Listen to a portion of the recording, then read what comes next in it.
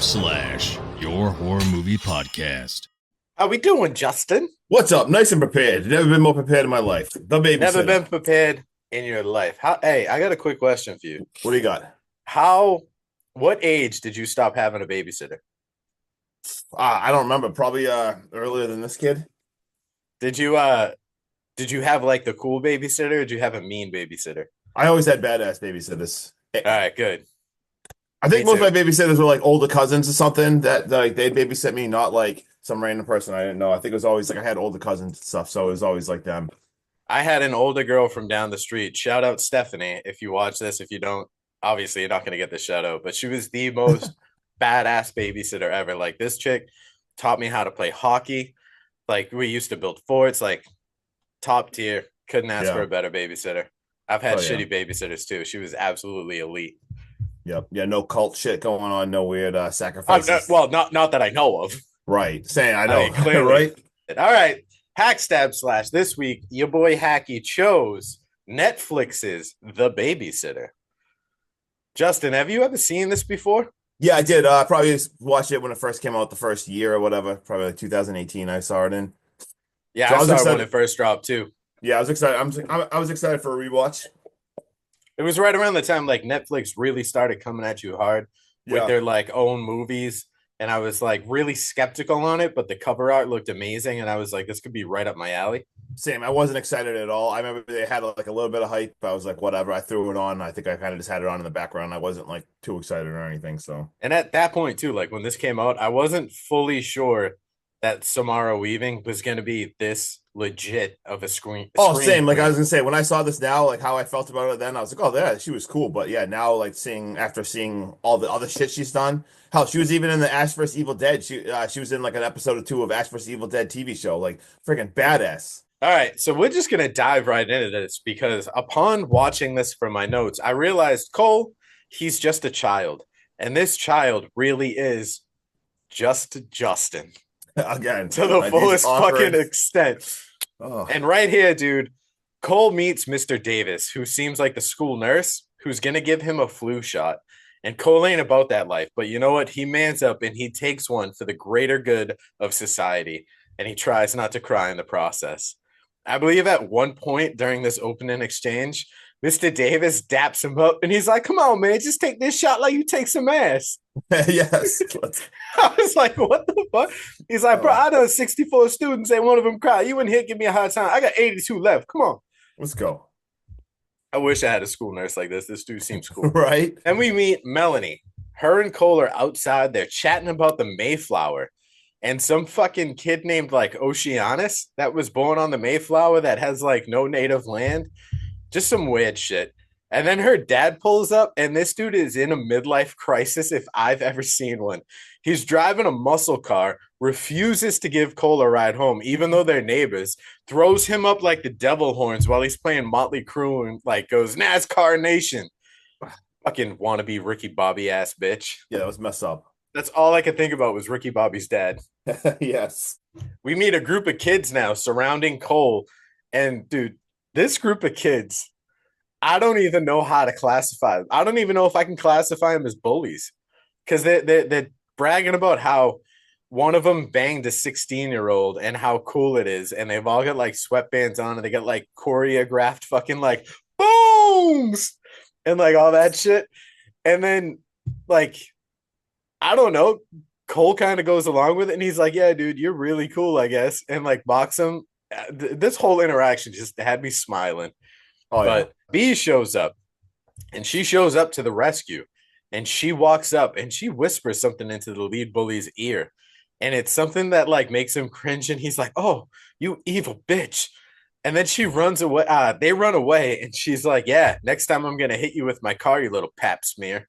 Let's go. And I was like, dude, the one-liners and the subtle comedy already, I'm loving this. There's so many awesome one-liners. I couldn't even write them all down. I was like, I did like this. After this like small opening set, I stopped doing that because I was like, there's way too much. Yeah. So Hackstab / if you're watching this and you haven't seen this, shut this off right now. Go watch it because my notes are not going to do the comedy in this movie justice. I burned through my notes. I gotta go so fast. It's gonna be friggin'. B and Cole, they have this really great bond. They do like the ET finger touch and all that shit. She even gives him tips, and I'm sure Justin got these tips at one point in his life about how to punch someone in the dick. Yes. You just drop Oh, like a sack of bricks, you punch him in the dick. right. Which that turns out to be a very important scene for later. It does, but Cole thanks her for her Protestant because he pays her to hang out with him. And then she realizes he's trying to say prostitute. And the only note I have on this section, Justin, is I was like, this kid is 100% you. That is 100% something Are you I a would like. Protestant? Yeah, that's 100% something I would say. Does a Protestant charge 150 an hour, sweetheart? Cole's home, and his mom crawls from like underneath the house. They got a little crawl space under there. Massive ass spider on the wall. No way in hell, Justin, I mean Cole, ever goes in there, right? Mm-mm. No. And he asks his mom, he goes, Mom, do you think I'm a pussy? And you can hear her fucking head hit the bottom of the house. And she comes out and she lets him down very easy and says, like, you're still a kid, you're still growing up, you're still becoming a man. And she's like, No, I don't think you are. Can you go get me some lemonade though? And he's like, Yeah, absolutely. And on his way out, he goes, Mom, I also know a pussy means vagina. I'm not retarded. And this mom all but like chokes on her own breathing. And she draws the line at him saying retarded. I Not know that that was he, if my kid comes up to me, he goes, Dad, I know what a pussy is. It's a vagina. I'm not retarded. Retarded is going to be, I'm saying this way too much, but it's going to be the last word that I'm USA. concerned about. I'm going to be like, how do you know all this? Bro, you are Right? 5. Where are you getting this, body, language, dude? What are you watching on YouTube? We're going to shut that off real quick. Let's go. Cole's growing up fast, though, and he's even getting driving lessons with his dad. But he doesn't make it past putting a seatbelt on and starting the car. He did make it to 10 and 2, though. Baby Didn't put it in steps. drive. Baby steps. Little steps. Fun fact: I had a family member too drunk to drive one time, and we were going to get pizza. Mhm. And they let me drive at 12 years old, and I did about 60 miles an hour down 138. And when we turned in to get the pizza, I forgot to hit the brakes. Okay. Oh Wow, yeah, that's yeah. Put it this way: it sobered them up real fast. They treat Cole Oh, though like he's 5. This kid's supposed to be learning how to drive, yet he's not even old enough to watch Mad Men, and he still has to go pick up his play toys in the hallway. Turns out his parents are going away for the weekend to have sex. That's what they come up with. He's like, I'm pretty sure my parents are going away to the hotel down the street to have sex. mhm. I'm like, makes sense, dude. I got kids, dude. You never get any smoosh smoosh night. No, they're everywhere, and then they start staying up later. It's fucking Yeah. tough. And then they Oh, have nightmares, dude, and you think you're gonna get some, and in comes the kids, and they're like, gosh. Dad, I think but you. And Well, I'm honestly, like, the nightmares that probably could be our fault because all we watch is yeah, horror I mean, movies. I That was might, gonna say Roman the other day. What the hell was he watching? He was trying to watch gags with me, and I was like, yeah, bro, I'm like, can you go away? He's right. like, no. He's like, this ain't even scary. He's like, I know he's fake. All right, man. They leave Cole home alone with Bay. Oh my god, I keep saying Bay. It's I was B. like, That's because I like her name's spelled BEE, mm-hmm. but Bay is BEA, Yep. and I'm not used to seeing B. I'm like used to seeing Bay. All I right, don't all know. All right, right, but whatever. all right. He's gonna stay home alone with B. And Melanie dares him. This is the girl from earlier that lives across the street. She dares him to stay up all night so they can see what babysitters do once the kids are asleep. Parents are off to the Hyatt and they respond with no junk food, no scary movies, bed by 10, and you just had your flu shot. So try not to have any physical exertion. But hey, be the man of the house. Can you coddle this kid anymore? So bad. Like, oh man, I feel so bad for him. He's getting ready to go into his teenage years, and they're treating him like he's still 5. So bad. So Cole and B have a pool party, and then as a nightcap, they decide to make some pizza. Well, they talk about the most epic intergalactic space team. Justin, I know you have zero idea who any of these people are. I spaced out. I don't even know. I The don't even know what second they're she talking said about. inter, and you went, The next 2 minutes of the movie, I didn't pay attention. she said intergalactic space team, and your mind instantly went intergalactic Yeah, planetary yeah, and just started singing the that Beastie I like. Boys. There we go. Forgot about the rest of the movie. Yep. Justin had to go back and rewatch it. Yeah, I spaced out a little bit here. He spaced out on the space part. B and Cole mimic an old Western movie outside in a very, very foggy moonlit backyard. This fog, this whole scene, beautifully shot. Oh, the I aesthetics will say whenever they're that. outside in this movie at night is badass. Oh yeah. Then they have some B and Cole time on the couch where they're talking back and forth. You can really tell that Cole and B have this strong, bond, almost like their brother and sister. Like she looks out for him hardcore. Like B seems like the real deal. Like she seems like an elite babysitter that just cares about this kid. Doesn't give a fuck that he's a little strange, nothing like that. But things start to get a little awkward when B's like, "Yeah, you got a crush on that Melanie girl across the street, don't you?" He's like, no, no, I don't. No, don't be stupid. She got cooties." B's like, "All right, well, it's getting late. We need to go to bed." And he's like, "I'm not tired." And she's like, "Well, I'm freaking tired. How about I give you a shot?" And he's like, "Yeah, because I'm cool. Let's do Do it. this." So he wants B to take the shot with him. So she goes to get her own shot glass, and while she does this, he pours it into the like the pot, the plants, and just fakes this whole fucking thing. She comes out, and he's like, "Oh, whew, strong, real good stuff. Dad gives it to me all the time. I'm a man. Put some hair on my chest, lead in my pencil." So he goes off to bed now, and while he's sitting there, it's almost midnight. And just before this like doorbell rings, he gets a text from Melanie, and she's like, "I bet you they're having orgies." And neither one of these kids knows what an orgy is. Mm-mm. I don't know. That Melanie's like convinced they're gonna have an orgy, but Cole sneaks out and he starts to spy on this group of kids that is in the house, and they're playing spin the bottle. We get introduced in this scene to Sonia, Samuel, Allison, John, and Max. As this is happening, B gets a truth or dare. I guess when the bottle spins and it lands on you, it's not like you kiss that person. I don't know if that's how you played it, but that's how we Yeah, played it usually when I you was spin the growing up. bottle, and I thought you And this, just kissed them. yeah, Yeah. and this scene you spin it, and then you get it asked truth or dare. She chooses dare, and this leads into, I believe it's Max that says, "I dare you to kiss everyone in the room." So Mhm. she does, and after an absolute intense makeout scene, B makes her way over to Samuel, the geeky new loner kid that they brought into this group.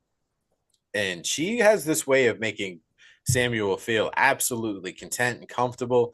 There's even like a really, really like close line where she's like, "Just close your eyes and pretend like they're not here." And he's like, "But if I close my eyes," he's like, "I still know that they're here." And she's like, "Do you trust me?" And he's like, "Yeah." And he closes his eyes, and she does. She goes in and she gives him a kiss. And as she backs up, and you can tell there's some tension, he looks at her, and you can tell this fucking poor motherfucker is in love right now. The only reason why he is here is because B found him in the school, made a bond with him. There's even a scene where Cole's looking at her through like a fence, and he sees them like chatting it up at like a local bodega, and they're going back and forth. I feel so bad for this kid because the Same. pure, like, "Oh my God, this is my first kiss." And she fucking pulls out two big ass knives. I'm talking borderline machetes. And she gives this motherfucker bunny ears because right now it's almost Easter. And when I say bunny ears, she puts these fucking knives directly into the top of his skull. I don't even know what to say right now. Same. I don't know. Like, if you don't know any context going into this movie, you were not expecting that shit. No, especially I mean it was like a slow build. I mean it has to be about in like 25 minutes Yeah. right already right now. And like Yeah. she's been so cool. And then just to have that happen. Dude, like this 25 minutes in, the way the movie makes you feel about B is that something crazy is about to happen to her and Cole, and she's gonna be this like hero. She's gonna be this awesome final That's what girl. I thought when I first watched this movie. That's what I thought was gonna happen. And 25 minutes in, it turns out she's the big bad. Fuck. She's the bad person in this movie. She is the villain. They're collecting this dude Samuel's blood, and she pulls out the knives, and Max is on one side and John's on the other, and his blood ain't working. This motherfucker taps it. And oh my God, does he get absolutely soaked in blood? I'm talking like Eli Roth levels of Seriously. soaked. And then this kicks off the banter in this group. And I am all here for it because we get this one little scene between John and Allison where Allison goes, "You look like Kerry, but black." And John's response was, "Carrie would have been better black. She would have been covered in Hennessy. What in the hell are you wearing anyways? Looking like Big Bird's sad bitch. Like, like just the back and forth. Oh my God. Group is And then hilarious. Sonya goes out and she gets the sacrifice kit. And as she's bringing this in, Max is sitting with Samuel, and he's clearly Samuel's dead. He's moving his mouth up and down, and he goes, "What's in the box?" Yeah, what's in the Oh my box? God, nice little seven nod right there. I Oh, love so it. many cool nods. Yeah. B is now back, and she's got this book out, and she's trying to explain to them how everything works. And the only way to work is if you follow this to a T. You need the book, and you need to follow it. Otherwise, nothing works at all. They have to recite these verses while the blood hits the page. And if they don't recite these verses while the blood's pouring on the page, it's all for nothing. Mm-hmm. And they need Cole's blood to do this as well, because they need the blood of a sacrifice and they need the blood of an innocent. So naturally, Cole panics. This motherfucker runs so fast back to his bedroom that he doesn't even have time to take his sneakers off. So he goes in there, he pretends like he's asleep. And this has got to be the worst fake sleeper I have ever seen in my life. This man is sweating. Yeah. And like forcing his eyes shut. But it appears like B takes his blood and moves on. They all leave the room, and now it's go time. This man is like, "Yo, I need to get the fuck up out this room.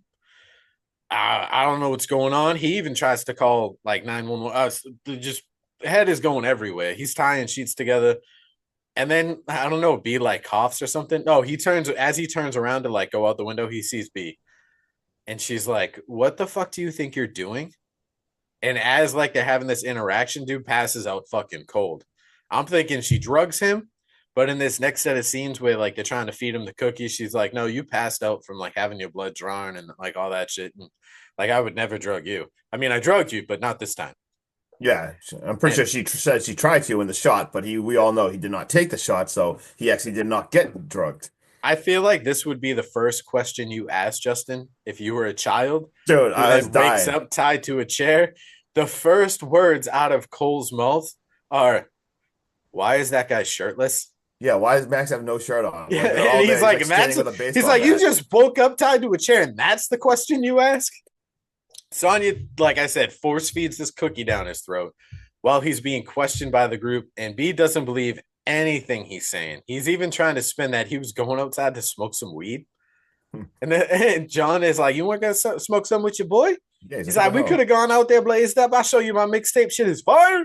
And all while they're bickering, Allison calls him out. She's like, "Hey, you do realize we can She's see like, you trying to cut away at those ropes? You know what I mean? There's like a mirror behind him, and he doesn't give a fuck and still tries to go at it." And she's like, "Oh, that's so cute. You're still trying." so awesome. Then we get cops. Lights are on outside, and B is like, "What the fuck? Did you call the cops?" And he's like, "No, I would never." These cops kick in the door. They're waving their fucking guns around. Max, without his shirt on, like, just out of nowhere, becomes like a javelin expert and puts a fucking fire poker through one of these cops' eyes. The other one draws his gun, immediately puts it on John, who puts his hands up and goes, "Don't shoot, brother. Black Lives Matter," and all that shit. Yeah, and all that shit. The cop with the fire poker that's through his eyes, though, he drops to his knees, and on his way down, he lets out a shot and he shoots Allison in the boobie. And John just keeps saying, "Tit down, tit Oh down." my God. And this is also Justin can tell us if the titties are really gone. Yeah, I see. I had to let you have that scene before I took over. I'm like, you know what? Sean will love that scene. And yeah, so as this has happened, holy crap. I mean, we got B now slices the other cop's throat. She's behind him, slices the throat. And of course, all the blood. Who does it go on? It goes on goes John. all over John again. I was literally like laughing out loud. Like, this was freaking hilarious. I do love too, like Cole's like, "Why is he covered in blood?" And he's like, "'Cause ain't no one gonna give me a shirt."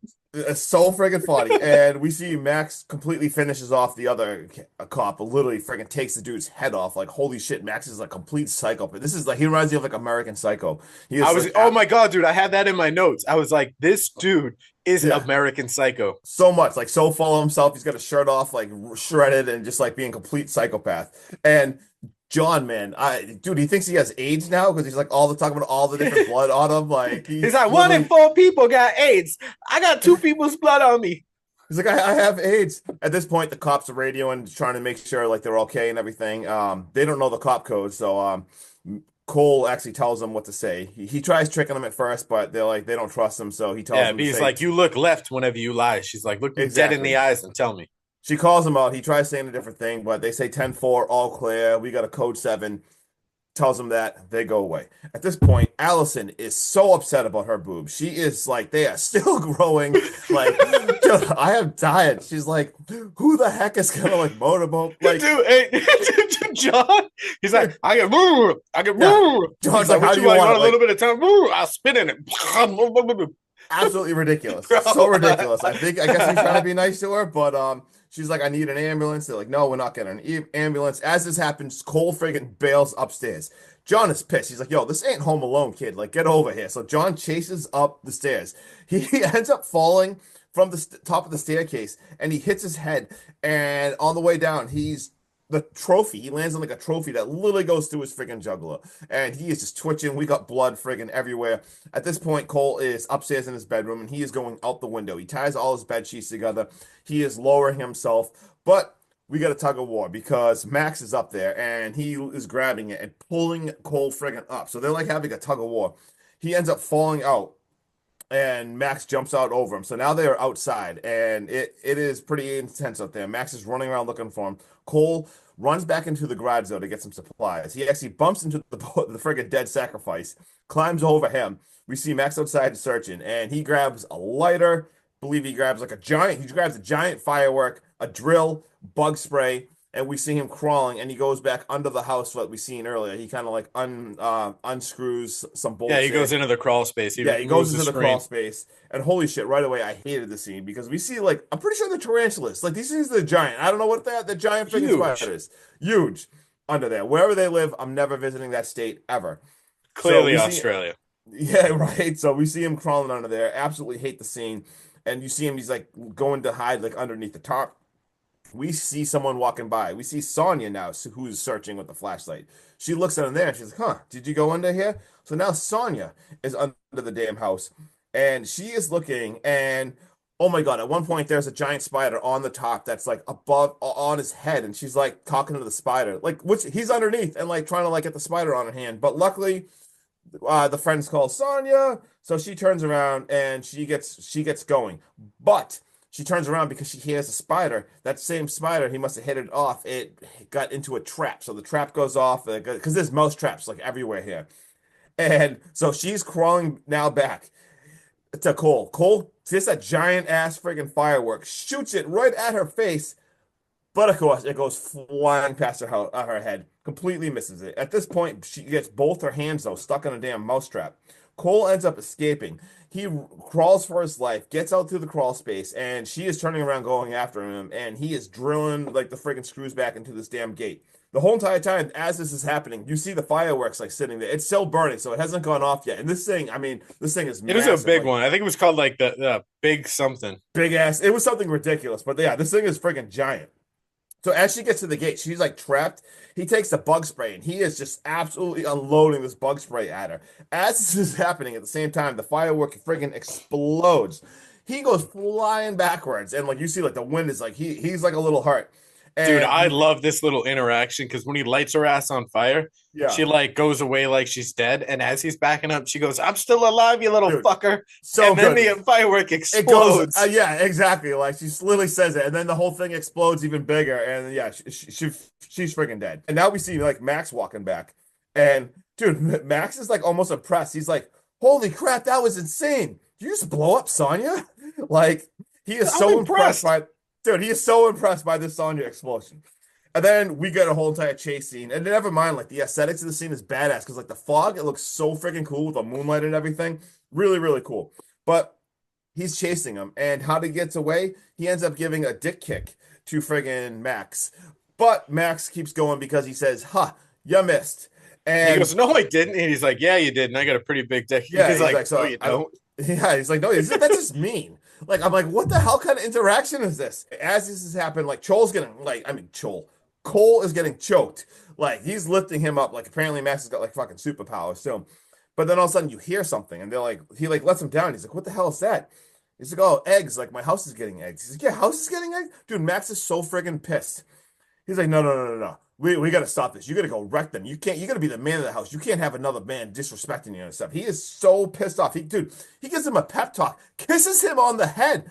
He's like, get out there and pats shine. him on the ass like he's a coach, and he's like, go put him in there, coach. So get out there and put this kid in his place. Go fucking wreck his ass. And it's a punk from earlier. It's freaking Jeremy. Jeremy is just tossing eggs. He basically goes to kick him. He completely, dude, it's so embarrassing. He misses the kick so bad.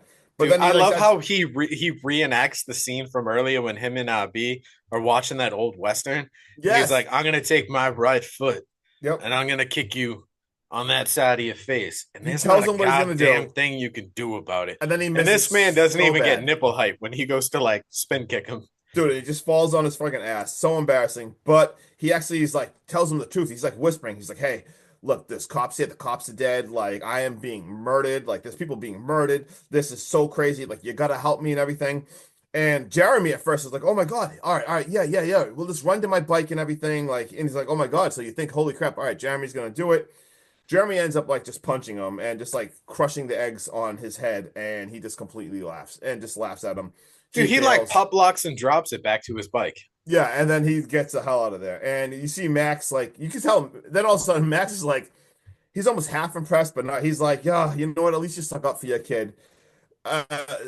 So like, he's like nice to him all of a sudden, but then it goes right back to a freaking chase scene where Cole is literally running for his life, and now he's up in a treehouse. He is being taunted now. Like, Max is going down by Jason sounds. Like, so badass. Like, we got awesome nods in this movie. Like, there's already been like 2 or 3 of them. And Max ends up getting up there, and he basically slaps like he basically is like, hey kid, like, I'm not gonna let you die with like egg on your face and everything. And, yeah, like, he cleans it off of him. The egg. I'm like, kid, these guys, does he want to be his best friend? Like, what the hell is going on? Bro, I've never been more confused in my life about the interactions in this movie between the killers and the kid. I'm so confused by it. But he ends up slipping, like he goes through one of the friggin' boards and he falls with the giant rope. But first he grabs onto like a tree. But because of all the eggs on his hand, he slips, falls with the rope. They both fall from the rope, and he ends up getting his neck broken. And he like accidentally fucking hangs himself. Yeah, so he literally hangs himself. So holy shit, like they're like holding on to each other. He is friggin' dead. Out of nowhere, we see B. We blast guns. Cole's pissed. He's like, oh my God, now there's freaking guns. Like, yeah, he's like, what the fuck? Why are there guns? Like, are you serious right now? Cole runs next door. As like Melanie like opens the door, he falls right on top of Melanie. And he's talking like 100 miles per hour, just telling her, oh, we gotta do this. He tells her every single thing that's going on, and she's like, what the hell is even happening? But all right, so we gotta hide. Like, where's her parents? Her parents aren't home, so she's literally home alone, and she does not have a babysitter. But now B is there, and with the freaking rifle. So now we got some hide and seek or whatever. They're hiding and they're moving around. She is looking for him. The scene goes on for a couple minutes. Cole is actually up in the bedroom now with Melanie. They're hiding. Cole actually gets kissed. Let's go. I was so freaking pumped for this kid. And he tries to do like the coolest thing ever. He's so nice. He like locks the door from outside. He throws her. He like pushes her, runs outside, locks the door on the outside to protect her. And she's like, what are you doing? He's like, I'm saving you. Like, she's like, this is like wicked nice and everything, but like the lock's from like the inside, but like I appreciate it. And I feel like that is something you would do. No, this was like so. That is 100% you. Even how he said it, he's like, I'm still so excited we kissed. I'm like, oh my God, this is like. And she's 100%. Like, maybe we should make out next time. Yeah, he's like, yeah, let's do that. And then yeah, definitely. Gotta go. Dude, he got some confidence, man. Whatever was in that kiss, man, this guy, let's go. He's like, come and get me, B. He is taunting her now. He is running outside. He is running back into his house. He is back into his house. And he's a little confused at first. He's looking around. He's like, what the hell? Where are the bodies? Like, what's going on here? But he ends up finding friggin' the cheerleader. And looks pretty dead. She's in the chair, blood everywhere. So he's like poking at her and everything. And she looks pretty dead. So as he's running into the kitchen now, and he like sees like the crazy book, like the friggin' the ritual book and everything they need. As this has happened, he is attacked by friggin' cheerleader girl, and they are smashing around like she is trying to kill him. It is completely crazy. But what's he end up doing? He starts punching her in the boob and like pokes in the boob and is like punching her, and she like falls over. I feel so violated. And then this is ridiculous. She's like pissed. They both are like sitting down now, and she's like, "You pervert." Dude, he's like, you can't get mad at me for defending myself. You were going to kill me. No, she's trying to kill him, and she's like gaslighting this guy. She's like, I wasn't trying to kill you by punching you in the dick. She gaslights him so bad, and like just go. Dude, poor Cole. Like this, talk about another weird interaction. She is like, and then they have like a wicked nice talk. Dude, she's like talks how she didn't even want to do this. She's like, I want to be a journalist. Like I'm smart, and Cole's like, so he's like, dude, yeah, you're so Yeah, smart. he's like, yes, Like, no, oh no, he pays her like different compliments too. He's like, yeah, you're still super friggin' hot, and yeah, I'm you're pretty sure you so don't hot. need your tits to be a journalist. Like so nice, like popping her up because she's got a broken boob, being so nice, like we can just leave and everything, and it's going good. You're like, oh my god, like is she gonna go? And then, dude, she's like, I don't give a fuck what you say, and like starts attacking him again. Like it absolutely snaps. Like they can't find the knife. They end up getting the knife, and she's like about to stab Cole. And as she's about to freaking kill Cole, dude, her Jesus head Christ. explodes. Like holy shit, B just blasted her head off. And B's like, yeah, dude, she was like wicked annoying anyway. Like she doesn't care at all. And she's like, where's Sonya? And he's like blown up. And he's like, he's holding her book too, and he's got like a lighter. He's like, I'll burn your book too. Now all of a sudden they start having a talk and everything. Dude, you And kind of feel for B in this situation because there's one part where I think Cole goes, "You were shooting at me." She's like, "No, no, no, I was shooting around you. I was trying to get you to like stop and put your hands up." yeah. So they start like bickering, like literally bickering about the whole entire thing. He says some quote about like Madman or something. Is that the name of the show called Madman? Yeah, Mad Men. Mad Men or something. And then she gets pissed because she's like, you just ruined Mad Men for me. And like they're going like back and forth.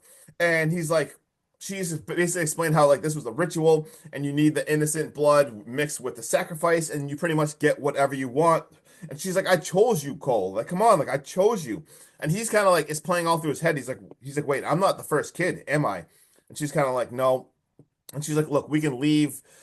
Like I said, they were so close earlier. You can't even tell what the hell's going on if they're like she's like feeling remorse. If it's very odd.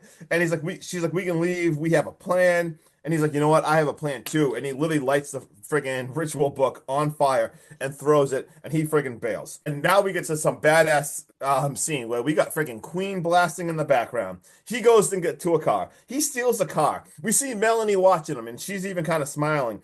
And like you think he's gonna just like drive away. Wait, he floors this friggin' car. Hits a God bless you. Hits a friggin' jump. Thank you. Dude, this car flips like 4 times, and then we see a point of view from inside. We see friggin' Samara, not Samara. We see B, and dude, this car goes through the friggin' house and lands like half on her. Holy shit, the scene was so friggin' epic. Then we see Cole like get out of the car, and like she's like buried, like she's still alive, but like the car's like on top of her, and they have like a real nice talk again. They have a moment. She's like, she even says like, "Holy crap! Like I did not see that coming. I did not see you grabbing a car and driving that." And then they basically talk back about like they go back to like their whole intergalactic dream team, and they do some space talk and shit. And he's basically like, "I loved you. Like you betrayed me. Like you're the big bad." Like they have this whole entire moment. Like Cole climbs out, and we see the cops ended up arriving. And right now we see Melanie's sitting next to Cole. We see the parents arrive. Like everyone's arriving. We see even like the punks arriving. We got the cops. We got ambulances. We got fire trucks. The friggin' house. Like holy shit. The parents arrive, and he basically says this badass one-liner. He's like, they're like, what happened? And he's like, I don't need a babysitter anymore. Dude, we even see like two of the like Jeremy and the three punks are like, all right, let's get out of here. And like the two other ones are like, nah, man, like they're so like They can't put believe their it. hands up. And Yeah, I don't know why, but these two like supporting punks yeah, reminded me so much of like Andrew Dice Clay. yeah. Oh my God. And, like you see, they're so impressed by Cole, they're like going with him right now and everything. So pretty badass way to end it. Then we get the credits, but we have a quick mid-credit scene we got to talk about real fast. We see a firefighter going through the house, and he kind of looks at where the cars is. But guess what? There is no body right there, and we get a jump scare scene of B jumping out with a freaking knife, ready to kill him. She's alive. Let's fucking go. The end. Do you want to talk about it? Absolutely, dude. I've got in my notes, dude. I love the way this movie was shot from start to finish. I know it's all bright and sunny when B's the good babysitter, and it gets really dark and foggy with lots of like red overlays and green and blue overlays when she reveals that she is actually evil. The free freight, the freeze frames in this movie with just phrases written on the screen periodically throughout, Yeah. I thought was a great touch on the style of filming they chose to do for this movie. Dude, we often talk about how the score can become a part of the movie or how the soundtrack can become part of the movie. But I think this score plays so well with the soundtrack in this movie. Mm. Like it's not just scenes with the score and then a scenes with the soundtrack. They did a very good job of integrating both of them kind of at the same time. I thought the acting was out of this world, especially for a Netflix horror comedy. Dude, Judah Lewis as fucking Cole is just perfectly cast. That's like my notes. Cole's so good. Robbie's I don't know how to say his last name. Amel, Robbie Amel, the kid who plays Max without his shirt on, and Andrew Batchelor, aka King Bach, is just John is absolute gold. Like the comedic relief in this movie is perfect. I mean, the way Max addresses Cole when he's chasing him throughout like the whole chase scene and he makes him stand up for himself almost gives off like a big brother vibe, and it makes you feel like he might offer to take him under his wing and like coach him on how to do like join this cult and be like a big bad and all this shit.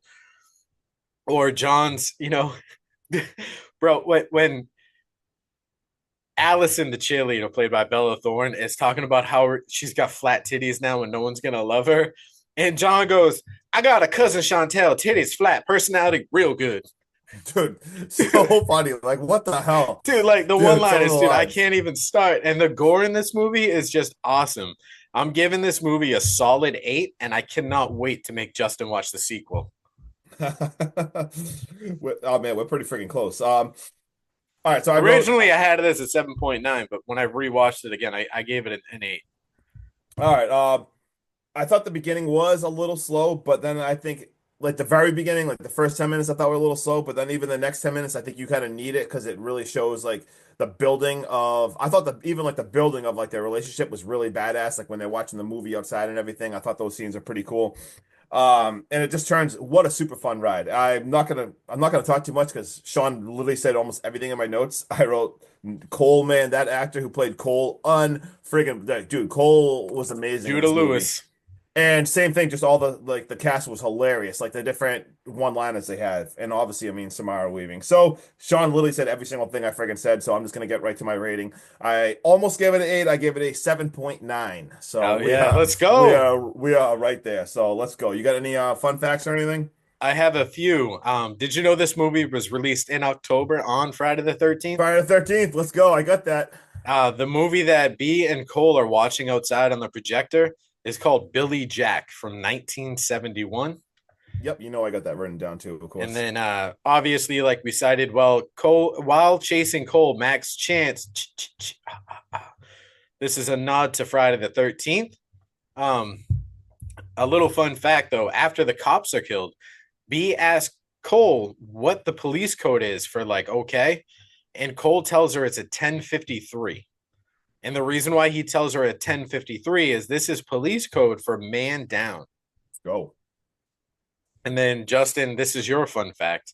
The spiders in the basement are Mexican red knee spiders. These are the same exact species of spiders and tarantulas used in Indiana Jones and the Raiders of the Lost Ark. Oh, you don't even want to know those movies, man. And those spiders in that movie. Oh, God. Oh, all right. That's all I got. Yeah, I got literally every one of those too. What else do I have that we got a tagline of Dream Girls Can Be a Nightmare, which is the most perfect tagline ever for this friggin' movie because holy shit is that accurate. We got it filmed. It was actually filmed in 2015, but it did not get released until 2017. And you covered all those. Your notes are like exactly the same as mine. Besides, I got Samara Weaving actually met her husband on this set, and she is still married to this day to James Warden, who actually produced this movie, and he actually wrote the sequel. One of the co-writers of Babysitter, I forget the name, Killer Queen, I think it's called. Yeah, it's Killer Queen. So, boom, there we go. We found love on the friggin' set, and that's all I got. It's always a good story. Yep. All right, Hack, Stab, Slash. That about wraps it up. This your boy Hacky. This guy right here getting his pump on. Just Justin. Let's go. Let's go. Till then, sleep tight. Don't let the bed bugs bite, and hopefully your baby slitter. Yeah, baby slitter. No, she definitely slits a few necks in this, so that's definitely a baby slitter. Your babysitter is up to nothing but good things. Hell yeah. All right, we out. Peace.